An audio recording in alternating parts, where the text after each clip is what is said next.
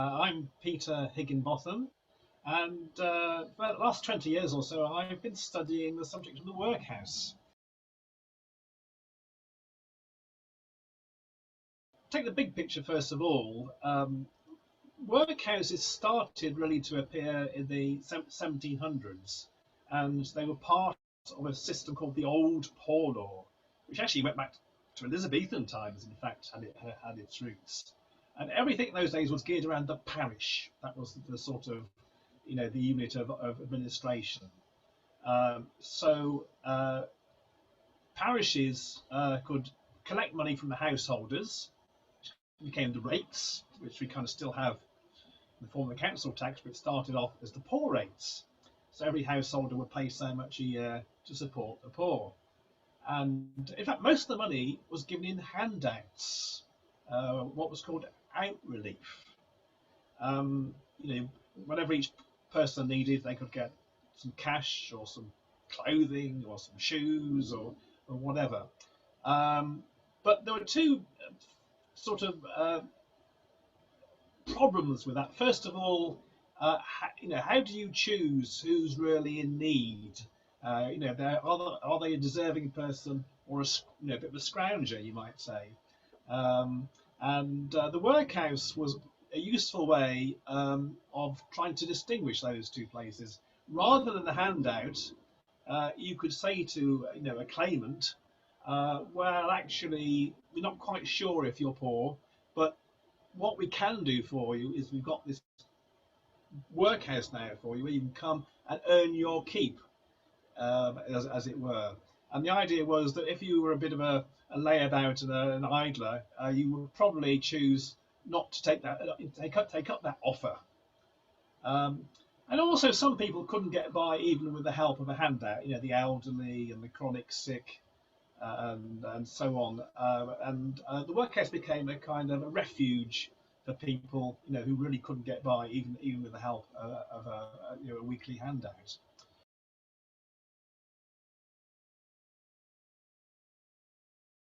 So there was a survey in 1776 which recorded every parish in the country's poor relief uh, efforts. And so Weston had a workhouse which would accommodate 10 people in 1776. Now, I know nothing more about it. Some of these places are very,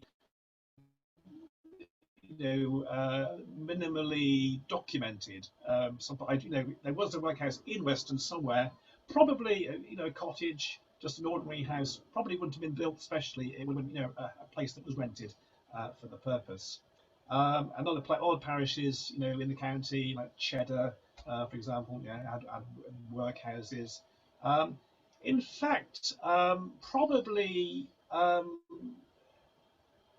quite a small proportion of parishes decided to go to that route. Typically about 1 in 7 parishes operated workhouses, and in fact, handouts was always the main way of helping the poor in those days. So we tend to think of the workhouse because it's the most visible thing, but actually, parish handouts, living on the parish, the phrase you might have come across, was the main way that the poor were helped. And even when there were workhouses or poor houses, they weren't often that sort of strict.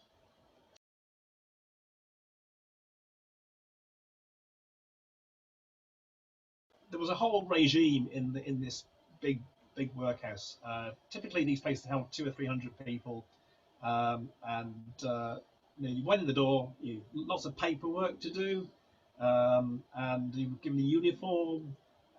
If you were a family, the family all had to go together, and you'd be separated in the workhouse. You had men on one side, women on the other side, elderly and able-bodied separate, and children in their own section. And eating every day up at 6 in the morning, probably 3 plain meals a day.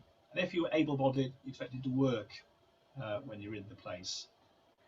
So the men did typically things like stone breaking, oakum picking apart old ropes into their raw, fluffy fibres. The women, of course, did all the domestic chores: the cooking, the cleaning, the scrubbing, the sewing, laundry work. and all those kind of things.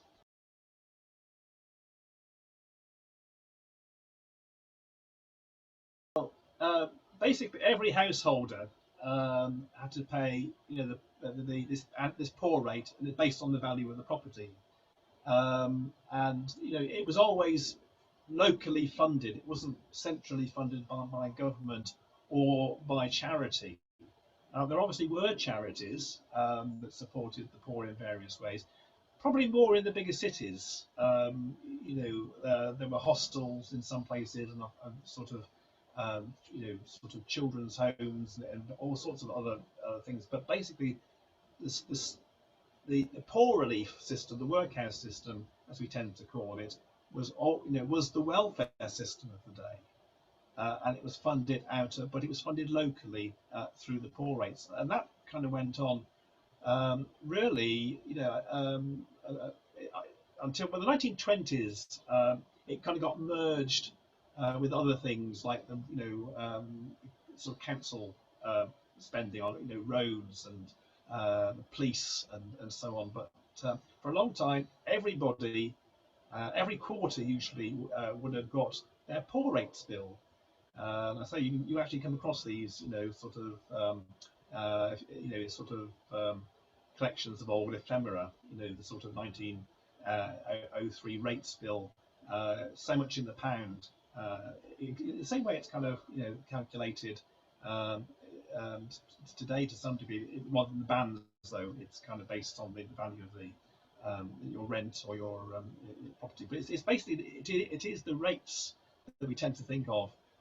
What, primarily for a long time was basically geared to looking after local poor people.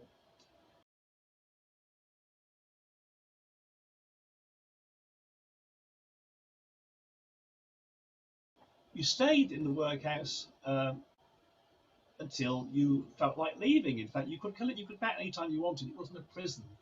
Obviously, if you were elderly and chronically sick or whatever, you might spend the rest of your life there. Particularly if you're going downhill a bit in health-wise. If you're able-bodied and possibility there might be a chance of some work. I don't know what people, sort of fishing maybe on the coast, or whatever. There was often seasonal work in places, and you might decide, okay, I can put up with this until Easter, and then I'm off. And so you could leave. It wasn't a prison, and people did often come and go, quite quickly, or even seasonally. Um, So in terms of people actually in Weston, the workhouse probably was a bit of a remote place in a way, but it was always hanging over you.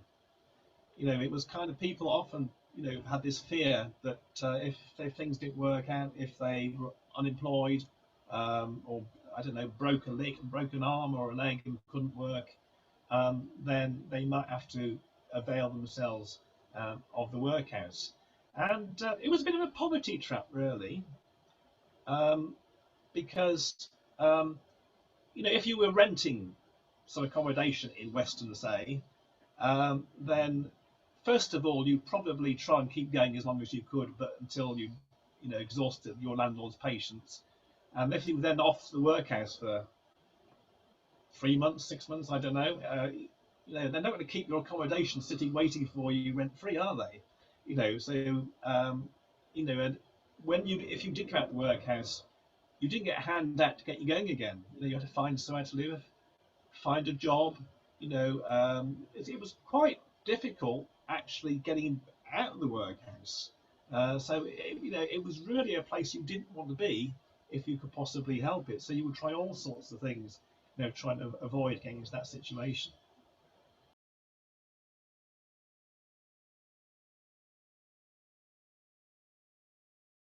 Now things changed in a big way in 1834. If you've ever done sort of O-level history, you probably come across that date.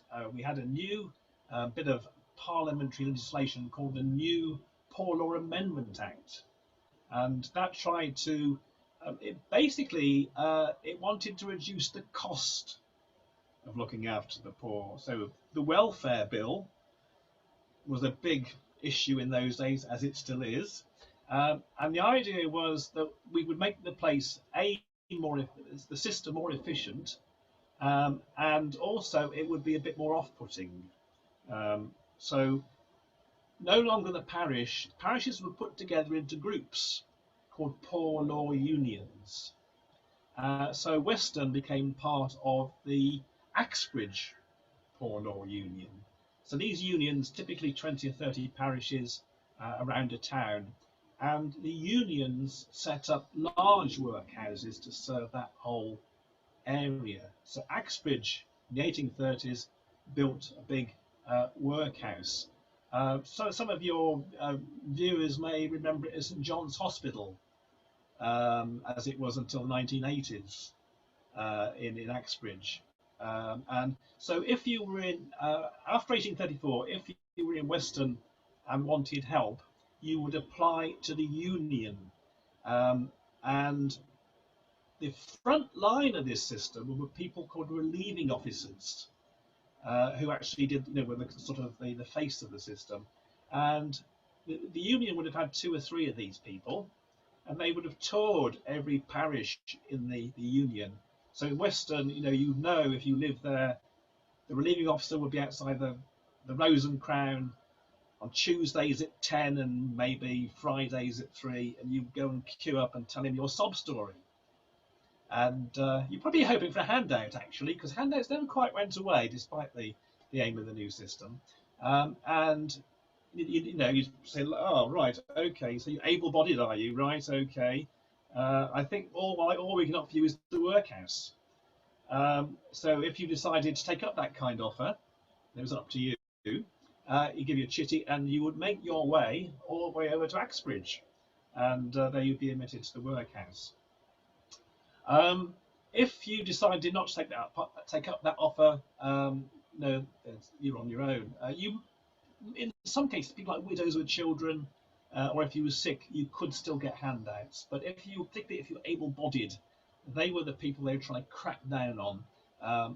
The idea was you ought to put something aside if you were unemployed or whatever. So that was the new system after 1834. If you decided to take up the offer of the workhouse, then I say you would make your way over to Axbridge. Which in those days that might have been quite a chore, because there wasn't the bus service or the train service or whatever in those days. So you might have to walk there, conceivably.